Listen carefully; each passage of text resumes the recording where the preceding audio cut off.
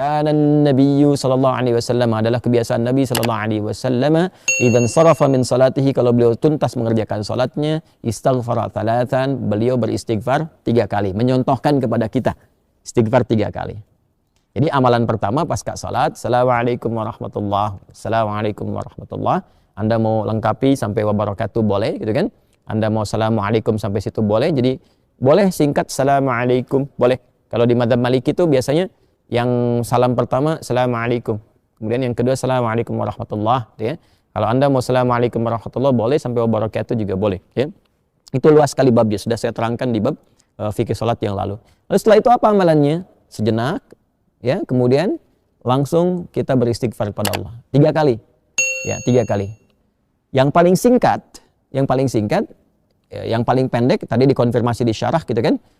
Bagaimana bacaannya? Maka Nabi pernah menyontohkan yang paling singkatnya astagfirullah, astagfirullah, astagfirullah. Itu yang paling singkatnya. Jadi kalau kita selesai salat, misalkan udah salam, kemudian kita istighfar astagfirullah, astagfirullah, astagfirullah. Kalau kita mau misalnya lengkapi juga, ya, dengan mau panjangkan misalnya boleh astagfirullahalazim, astagfirullahalazim, astagfirullahalazim. Nanti ada terusannya tuh, alladzi la ilaha illa huwal hayyul qayyum wa atubu ilaih. Boleh, ya. Jadi kalau misalnya buru-buru, ya, harus segera berangkat dan sebagainya, silahkan. Mau sambil berdiri, istighfar, astagfirullah, astagfirullah, astagfirullah. 3 kali. Ya. Baik, ini menarik. Kenapa istighfar? Kenapa bukan langsung tasbih, subhanallah, ya kan? Tahmid, alhamdulillah, Allahu akbar. Kenapa istighfar dimulai? Masih ingat teman-teman? Ya, kalau kita sambungkan ke awal tadi. Idealnya dan seharusnya saat sholat itu kan terhubung dengan Allah, kan? Saat sholat itu harusnya khusyuk, kan? Terhubung dengan Allah. Nyambung kita. Tapi ada bagian-bagian dalam sholat yang kadang-kadang nggak terhubung dengan Allah. Bahkan dimulai dari takbir pun kadang-kadang sudah nggak nyambung. Tahu-tahu udah waladolin gitu kan. Padahal tadinya baru takbir tuh. Ya tahu-tahu baru sadar udah waladolin kan. Amin tuh, ya. Nah, itu sesuatu yang kurang. Dan akan dilengkapi. Maka ketika akan melengkapi, adab pertama kita minta ampun dulu sama Allah. Seakan-akan kita mengatakan begini, ya Allah, ampuni hamba yang seharusnya tadi dalam sholat, ya, hamba bisa maksimal terhubung denganmu, tapi ada bagian-bagian tertentu yang kurang maksimal. Maka sebagai adab kita istighfar. Astagfirullah, ya Allah saya minta ampun, ya Allah saya minta ampun. Ini kaitan dengan sholatnya. Ya, ini kaitan dengan sholatnya. Ini bagian yang pertama. Baik. Yang kedua, ada kaitan juga nanti dengan pembuka kedoa. Pembuka kedoa. Karena doa ini doa yang terbaik itu salah satunya, ya. Salah satunya adalah doa yang dimulai dengan istighfar. Doa yang dimulai dengan istighfar. Karena doa itu spiritnya begini. Doa itu kan permohonan yang paling suci, bersih. Nah, akan sampainya kepada Allah yang maha suci. Sedangkan sifat Allah dalam menerima doa disebutkan oleh Nabi, innallaha thayyibun la yaqbalu illa thayyiba. Allah itu maha baik, maha suci, tidak menerima kecuali yang baik-baik saja.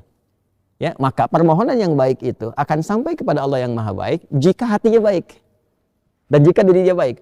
Makanya ada orang-orang yang ketika bermohon kepada Allah, dicontohkan oleh Nabi, dulu ada orang-orang, Nabi, saya katakan langsung hadis Nabi saja, ya.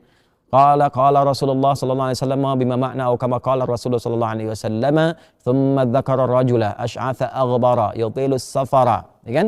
Yamuddu yadayhi ila as-sama'i fayaqulu ya Rabb, ya Rabb. Faqala Rasulullah sallallahu alaihi wasallam anna yustajabu lidzalika famat'amuhu haramun wa mashrabuhu haramun wa ghudhiya biharamun fa anna yustajabu lidzalik.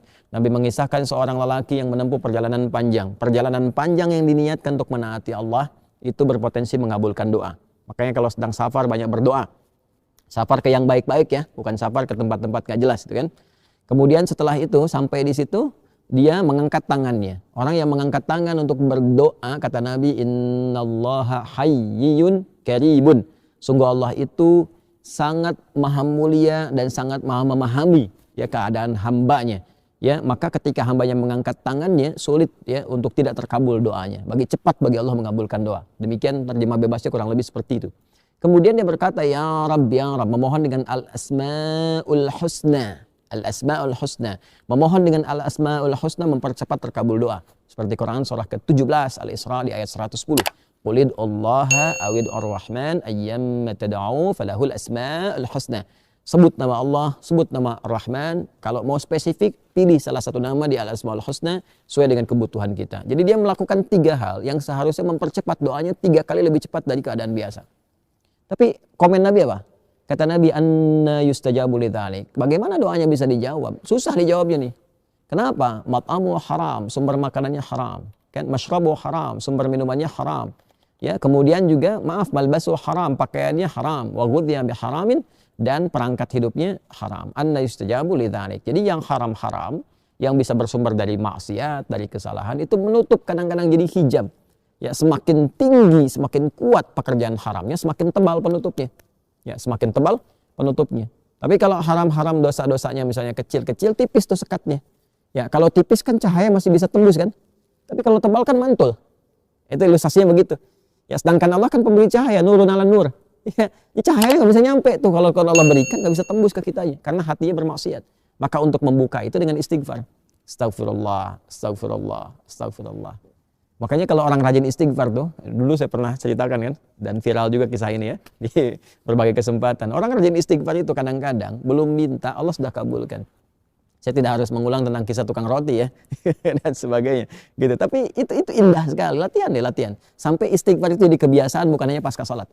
Ya, di jalan bisa istighfar, duduk di mobil bisa istighfar. Ya, kemudian kita kadang merenung bisa istighfar. Itu kalau sudah menyatu dengan kepribadian kita, Masya Allah, enak itu. Enak, tenang, nyaman. Latihannya salat. Jadi istighfar memberikan fungsi sebagai adab permohonan ampunan kepada Allah karena mungkin tadi tidak sempurna dalam salat, ya kan? Lalu dengan kasih Allah itu diberikan pemaafan dan disempurnakan. Lalu yang kedua, pembuka untuk menyampaikan permohonan dalam doa kepada Allah yang barangkali karena kondisi tidak terkoneksi tadi, ya belum mampu, ya kita menyampaikannya sehingga tidak terjawab dengan maksimal, ya kan? Ya, karena itulah setelah sholat kita beristighfar, pembuka itu dicerahkan dulu hatinya, ditenangkan, lalu memohon. Makanya orang kalau udah istighfar, mintanya itu, apalagi kalau air matanya mengalir, doanya lebih khusyuk dipanjatkan. Dibandingkan dengan langsung berdoa begitu saja. Gak percaya silahkan, Anda cek tuh. Ya, ingat dosanya apa, ininya apa. Ngalir air mata minta itu seketika itu cepat sentuhannya ke jiwa. Nah, karena itu nanti bab doanya terletaknya itu setelah itu. Setelah istighfar itu nanti ada doa pembuka dulu, ya. Karena itulah setelah Anda berdoa, ya kan? Setelah Anda istighfar, ya kita istighfar, astagfirullah, astagfirullah. Kalau mau dilengkapi silakan, astagfirullahaladzim, astagfirullahaladzim, astagfirullahaladzim. Kalau astagfirullah itu yang paling pendek ya. Memahaminya jangan begini. Nabi kan katakannya astagfirullah, jadi harus begitu, tidak. Hadis yang lain banyak juga. Satukan ke situ, ini baru satu hadis. Ya, dan astagfirullah kalimatnya itu syarah hadisnya. Syarah hadis ketika dikonfirmasi.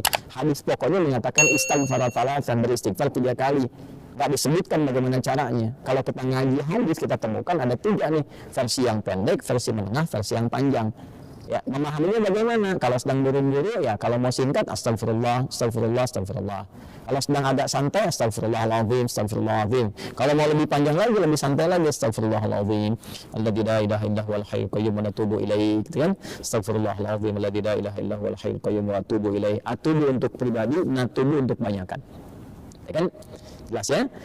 Jadi itu yang bisa kita katakan. Tapi 3 kali ini maksudnya sampai merasakan ke jiwa, bukan cuma lihat, bukan cuma di lisan. Ya, lihat dikir itu sampai ingat, bukan sampai keluar.